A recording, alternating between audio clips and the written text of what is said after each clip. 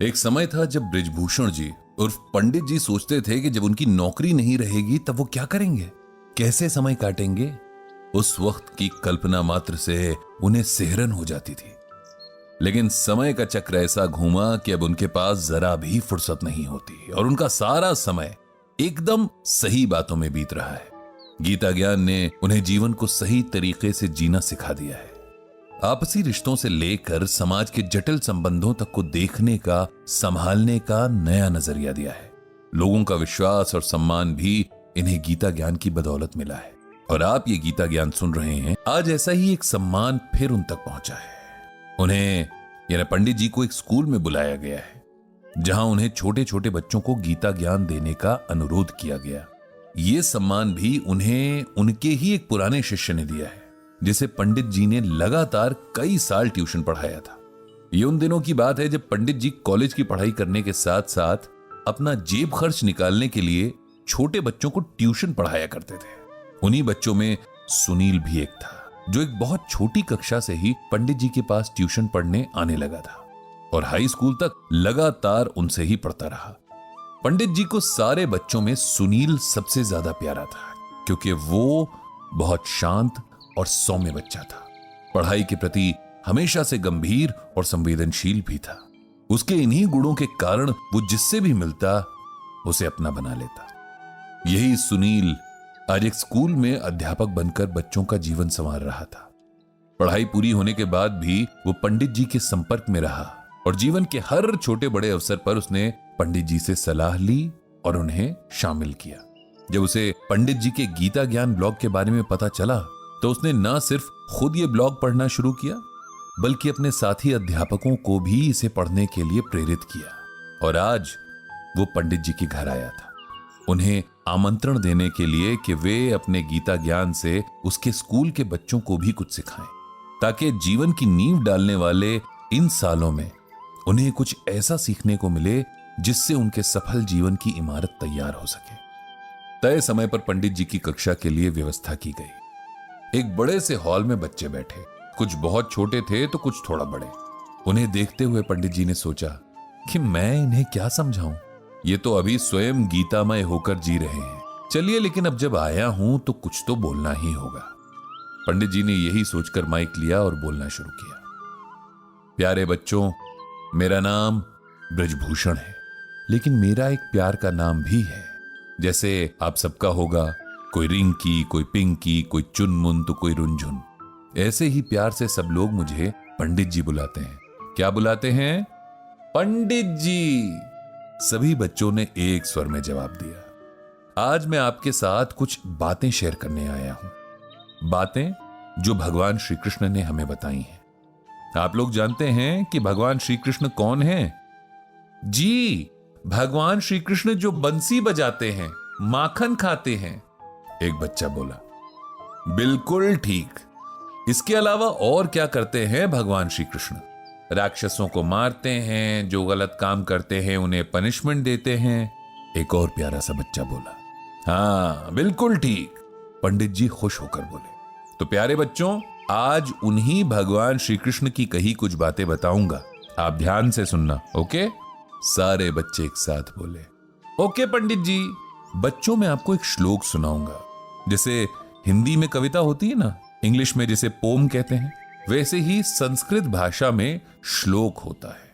तो मैं आपको एक श्लोक सुनाऊंगा और उसका मतलब भी बतलाऊंगा। तो पहले श्लोक सुनिए।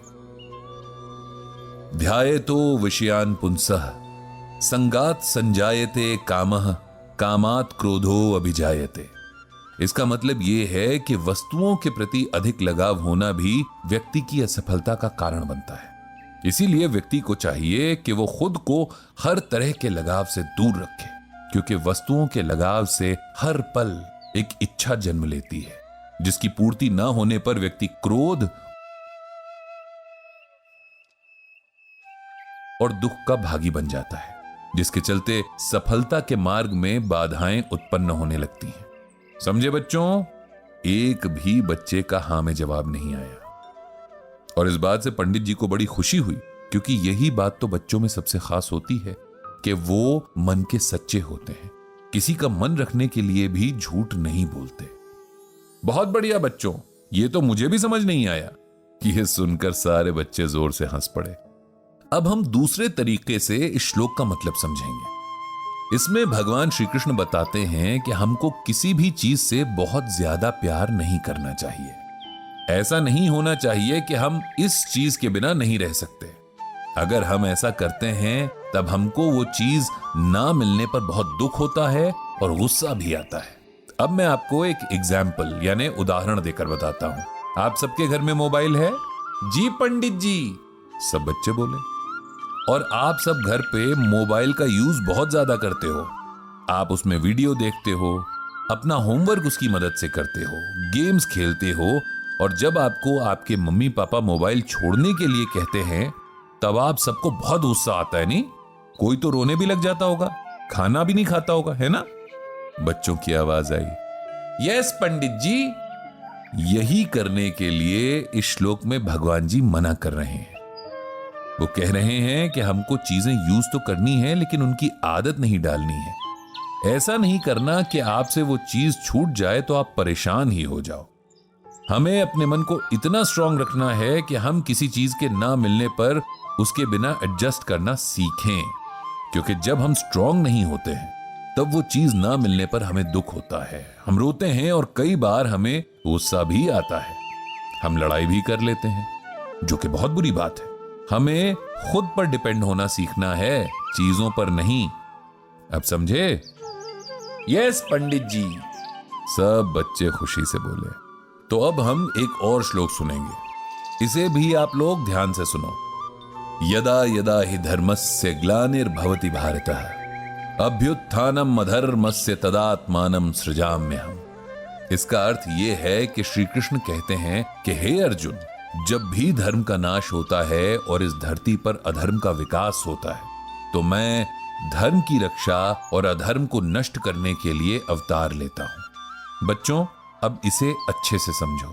आपने वो सीरियल कृष्णा आता था, उसकी कहानी में देखा होगा ना कि जब बुरे लोग बहुत ज्यादा बुरे काम करने लगते हैं, अच्छे लोगों को तंग करने लगते हैं, तब कृष्णा आ जाते हैं और उनको पनिश करते हैं।